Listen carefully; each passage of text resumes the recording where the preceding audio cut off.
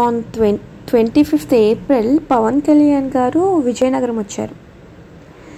ఇంతకు ముందు సారి ఎప్పుడు వచ్చారు నాకు తెలియదు, కానీ ఈసారి వచ్చినప్పుడు మాత్రం ఖచ్చితంగా పవన్ కళ్యాణ్ గారిని ఎలా అయినా చూడాలి అనుకున్నాం.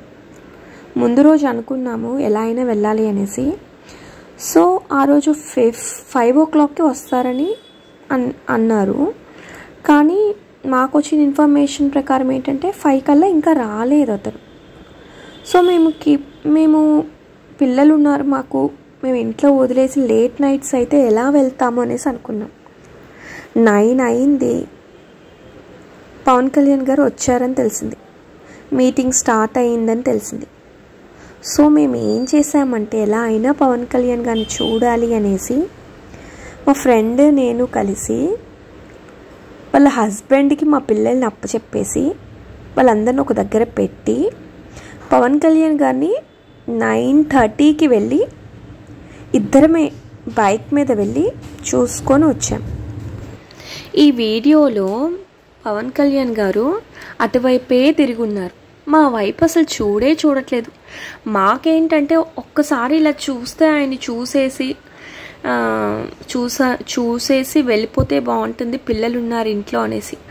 మేమేమో ఆ వెనకాల సెక్యూరిటీ గార్డ్స్ వీళ్ళందరూ ఉంటే వాళ్ళని పిలిచి అండ్ ఒకసారి పవన్ కళ్యాణ్ గారికి చెప్పండి ప్లీజ్ అనేది సైగ చేస్తున్నాం అనమాట. వాళ్ళేమో పట్టించుకోవట్లేదు. పవన్ కళ్యాణ్ గారేమో ఒక్కొక్కసారి కర్చీఫ్కి అలాగా జస్ట్ ఇలా తిరుగుతున్నారు. మేము దానికి హ్యాపీ అయిపోయే వాళ్ళం. జస్ట్ ఇలా కొంచెం ఒక్కసారి ఇలా తిరిగితే చాలు గట్టిగా కేకలు వేసేసే వాళ్ళం, పవన్ సార్ అనేసి. కానీ ఈ ఎక్స్పీరియన్స్ చాలా డిఫరెంట్గా చాలా బాగుందన్నమాట. ఫైనల్లీ పవన్ సార్ని అయితే చూసాము, చాలా హ్యాపీగా అనిపించింది. ఆయన మన కోసం ఎంత కష్టపడుతున్నారో, ఆయన అసలు ఎక్కువసేపు నించోడానికి కూడా ఓపిక లేదు, ఇలా చేరబడిపోతున్నారు.